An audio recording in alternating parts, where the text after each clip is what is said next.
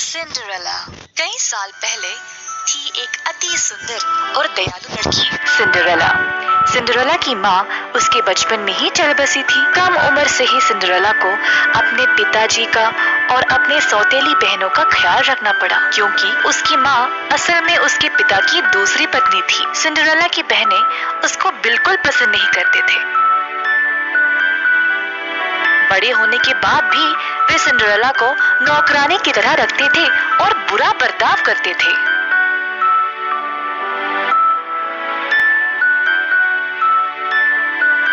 एक दिन सारे राज्य को एक महाजश्न के लिए राजमहल में आमंत्रित दिया गया।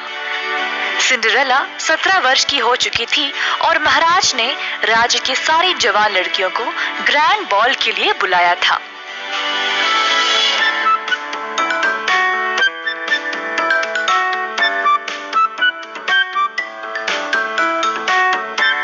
परंतु सिंड्रेला की सौतेली माँ ने उसको जाने नहीं दिया और उल्टा उसके हाथ खुद को और अपने बेटियों को जश्न के लिए तैयार करवाया। दिन भर उससे काम करवाया।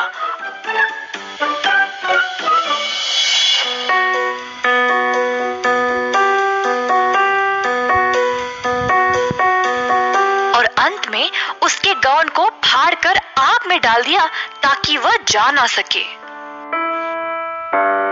फिर उसको घर पर अकेला छोड़कर चले गए। सिंड्रेला दुखी होकर रोने लगी। वह हार मानने ही वाली थी जब एक परी देवी माँ उसके सामने प्रकट हुई।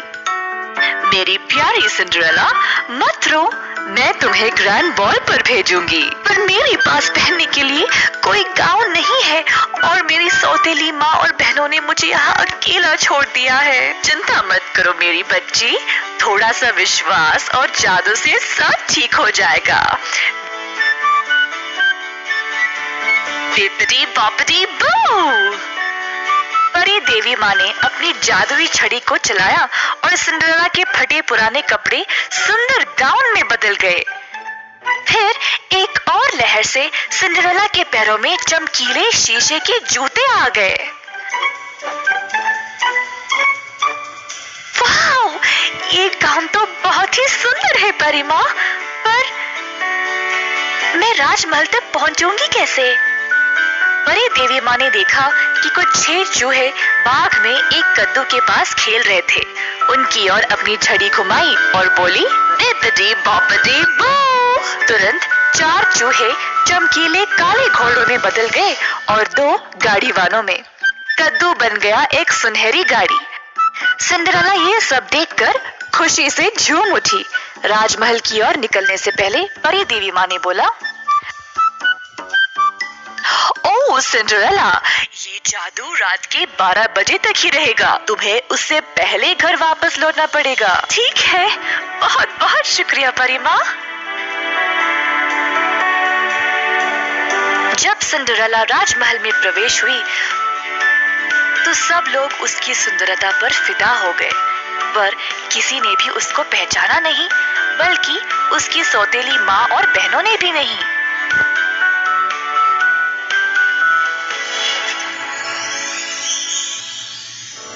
सुंदर राजकुमार को सिंड्रेला को देखते ही उससे प्यार हो गया। उसके पास गया और पूछा, क्या तुम मेरे साथ डांस करोगी? हाँ।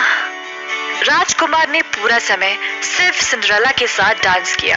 सिंड्रेला राजकुमार के साथ इतनी खुश थी कि उसको समय का पता ही नहीं चला। अचानक से उसको समय का याद आया और वो तुरंत घर की ओर वापस दौड़ निकली। ओह नहीं, मुझे जाना पड़ेगा, बोली सिंड्रेला और राजमहल से बाहर निकलने लगी। जल्दी में उसका एक शीशे का जूता निकल आया और सिंड्रेला को उसको वापस उठाने का समय भी नहीं था।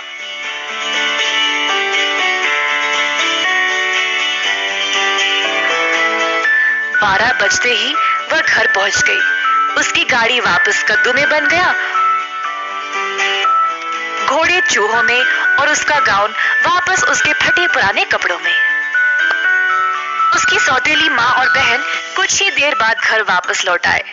तीनों उस सुंदर लड़की के बारे में बातें कर रहे थे जो राजकुमार के साथ डांस कर रही थी। राजकुमार को सिंड्रेला से प्यार हो चुका था, पर वो उसका नाम तक नहीं जानता था। उसको सिंड्रेला की शीशे की जूती मिली।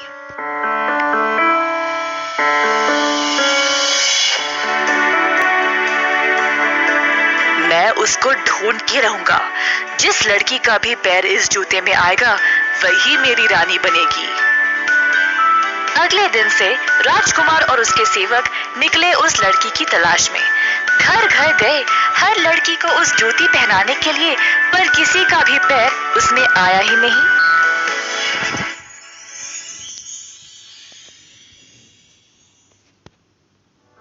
अंत में राजकुमार सिंड्रेला के घर आया। सौतेली बहनों ने अपने पैर जोर जबरदस्ती उस जूती में डालने की कोशिश की, पर हो ही नहीं पाया।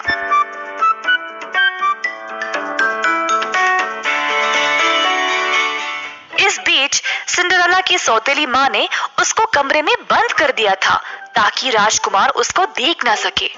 सिंड्रेला तड़प के रोने लगी, ये ना जानते हुए कि वह क्या करे।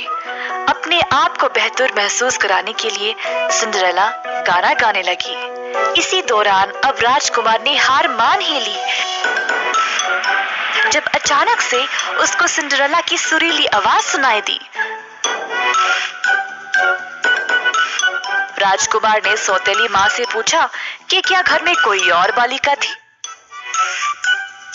सौतेली माँ ने बहुत कोशिश की राजकुमार को वहां से भेजने के लिए, पर राजकुमार ने अपने सैनिकों को आदेश दिया घर की तलाशी करने के लिए। आखिरकार सिंड्रेला को ढूंढ लाया गया और फिर जब उसने जूती को पहना तो उसको अच्छे से आ गया। राजकुमार ने अपने प्यार को पहचान लिया था।